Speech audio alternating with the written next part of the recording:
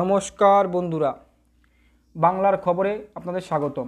বন্ধুরা, আজকে বাংলাদেশ বিষয় নিয়ে আমি প্রতিবেদন করতে চলেছি। প্রতিবেদনটা হলো কি, 5ই আগস্ট বিকেল 3:30 নাগাদ বা 3টে নাগাদ মাননীয় প্রধানমন্ত্রী অর্থাৎ আওয়ামী লীগের প্রধানমন্ত্রী বাংলাদেশের শেখ হাসিনা পদত্যাগ করেছে এবং তিনি সেদিনই প্রায় 4টে নাগাদ ভারতে চলে এসছে। একটা খোলা চিঠি প্রকাশ করেছে কী কারণে তিনি পদত্যাগ করেছে, হ্যাঁ, এবং কেন পদত্যাগ করতে বাধ্য হয়েছে, এবং বর্তমানে যে প্রধানমন্ত্রী হয়েছেন তার নীতি কী বা আদর্শ কী, এই খোলা চিঠিতে অনেকটা পরিষ্কার হয়ে আসছে। আমি এক এক করে খোলা চিঠিটা পড়ব এবং ব্যাখ্যা দেওয়ার চেষ্টা করব। তাহলে খোলা চিঠিতে কী বলেছেন শেখ হাসিনা দেখে নেওয়া যাক। শেখ হাসিনার শেষ খোলা চিঠি 7 আগস্ট বা 8 আগস্ট করেছে। আমি পদত্যাগ করেছি, শুধুমাত্র লাশের মিছিল যেন আর না হয় বা আর না দেখতে হয়। তোমাদের অর্থাৎ ছাত্রদের লাশের উপর দিয়ে ক্ষমতায় যেতে চেয়েছিল ওরা, অর্থাৎ ওরা বলতে এখানে বুঝিয়েছে শেখ হাসিনা বিএনপি, জামায়াত ইসলাম এবং ক্ষুদ্র ক্ষুদ্র যেসব ইসলামিক গোষ্ঠীগুলো বাংলাদেশের বা চাপ সৃষ্টিকারী দলগুলো, আর তার সাথে আছে কিছু মৌলবাদী পাকিস্তানপন্থী, তাদের ওরা বুঝিয়েছেন, নাম ধরে বলেনি, ওরা বুঝিয়েছেন। তারাই লাশের উপর দিয়ে ক্ষমতায় আসতে চেয়েছিলেন, সে কথা উনি বলেছেন। কিন্তু উনি আসতে চায়নি। উনি আসতে যদি চাইতো তাহলে উনি আরও হত্যা করতে পারতো মানুষ, এটা বলার চেষ্টা করেছে। আমি তা হতে দেইনি, এই যে উনি দেয়নি। ক্ষমতা দিয়ে এসেছি, ক্ষমতায় আমি থাকতে পারতাম যদি সেন্ট মার্টিন আর বঙ্গোপসাগর আমার আমেরিকার হাতে ছেড়ে দিতাম। তাহলে এখানে পরিষ্কার হয়ে গেছে চীন, আমরা অনেকে ভারতীয়রা বলে থাকি চীনের মদত আছে, চীনের মদত আছে। তাহলে এখানে পরিষ্কার হয়ে গেছে চীনের মদত নেই, পুরোপুরি আমেরিকার মদত। আর মোহাম্মদ ইউনূস যখন প্রধানমন্ত্রী হয়েছেন তখন পরিষ্কার যে এই আমেরিকার পুতুল সরকার বা আমেরিকার পুতুল সরকার তৈরি হয়েছে। কারণ ইউনূস চীনপন্থী লোক না, ইউনূস হলো পশ্চিমাপন্থী অর্থাৎ আমেরিকানপন্থী লোক।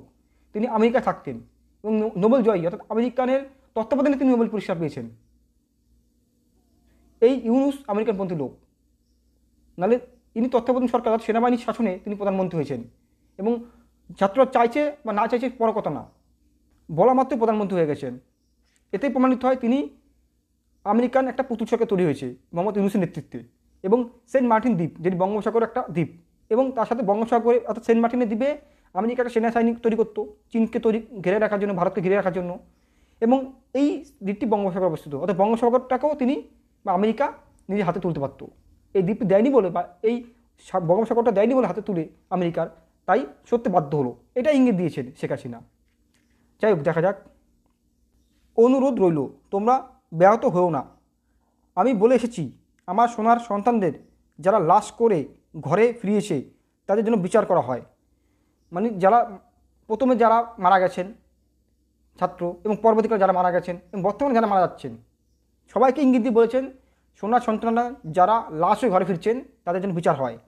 হয়তো আজ আমি দেশে থাকলেও আরও প্রাণ ঝরত, আরও সম্পদ ধ্বংস হতো। আমি নিজেকে সরিয়ে নিয়েছি, তোমাদের জয় দিয়ে এসেছি। ইনি বলতে চেয়েছেন যদি আমি ভারতে না চলে আসতাম অর্থাৎ বাংলাদেশে থাকতাম তাহলে আরও ক্ষোভ তৈরি হতো এই জামায়াত ইসলাম বিএনপিদের, তারা আরও ভাঙচুর করতো, আরও হত্যা হতো, আরও লাশ তৈরি হতো। তিনি এই কথাটা প্রকাশ করেছেন এবং সম্পদ ধ্বংস হতো। আমি নিজেকে সরিয়ে নিয়েছি, তোমাদের জয় দিয়ে এসেছি। তোমরা ছিলে আমার শক্তি, মানে তোমরা বলতে ইয়ং ছেলে পেলে অর্থাৎ সম্পদ, অর্থাৎ বাংলার আমজনতা তার শক্তি ছিল। তোমরা আমাকে চাওনি, আমি নিজেই তখন চলে এসেছি, পদত্যাগ করেছি। তোমরা আমাকে চাওনি, আমি তাই নিজেই পদত্যাগ করেছি এবং চলে এসেছি ইন্ডিয়াতে। এটা প্রকাশ করার চেষ্টা করেছে বা এটা বলার চেষ্টা করেছে। আমার কর্মী যারা আছেন কেউ মনোবল হারাবে না, মানে যারা আওয়ামী লীগের যে কর্মীগুলো আছে নিচু স্তর থেকে উপর স্তরে, তারা মনোবল হারাবেন না। আওয়ামী লীগ বারবার উঠে দাঁড়িয়েছে, কথা ঠিকই। যেমন জাতীয় কংগ্রেসের নেতৃত্বে বলা যেতে পারে একটা ভাইটাল রোল নিয়েছে ভারতের স্বাধীনতা সংগ্রামে। একইভাবে বাংলার স্বাধীনতা সংগ্রামের জন্য শেখ হাসিনার যে দল অর্থাৎ শেখ মুজিবুর রহমানের যে দল আওয়ামী লীগ একটা লিডিং রোল, একটা গুরুত্বপূর্ণ রোল নিয়েছিল। আমার কর্মী যারা আছেন কেউ মনোবল হারাবেন না, আওয়ামী লীগ বারবার উঠে দাঁড়াবে, এই যে কথাটা বলেছেন। আপনারা দাঁড়া করিয়েছিলেন, আশাহত হবেন না, আমি শীঘ্রই ফিরব ইনশাআল্লাহ। মানে ইনি বলছেন আপনারাই আমাকে দাঁড়িয়ে করিয়েছেন, আমি আবার দেশে ফিরব, এবং ভগবানের নাম নিয়েছেন বা ইনশাআল্লাহ বলেছেন। পরাজয় আমার হয়েছে কিন্তু জয়টা আমার বাংলাদেশের মানুষ হয়েছেন। হয়তো পদত্যাগ করেছি, আমি ভারতে চলে এসেছি, কিন্তু জয়টা আম পাবলিকের হয়েছে, বা আমজনতার হয়েছে, এটা বলার চেষ্টা করেছেন।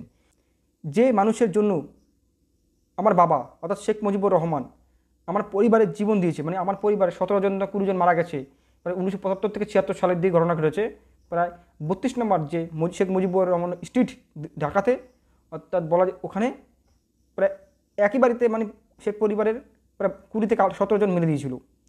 খবর পেয়েছি ইতিমধ্যে অনেক নেতা কর্মীকে হত্যা ও বাড়ি ঘর ভাঙচুর ও অগ্নিসংযোগ করা হয়েছে। মানে আওয়ামী লীগের যে নেতা কর্মী অনেকে ঘরবাড়ি পুড়িয়ে দেওয়া হয়েছে, লুটপাট করা হয়েছে, সম্পত্তি রেপ করা হয়েছে তাদের মেয়েদের, এবং তাদের ছিনতাই করা হয়েছে বাড়িঘর, অর্থাৎ ভাঙচুর করা হয়েছে। এই কথা উনি বলেছে। আল্লাহ অবশ্যই আপনাদের সহায় হবেন, ভগবান আপনাদের সহায় হবেন।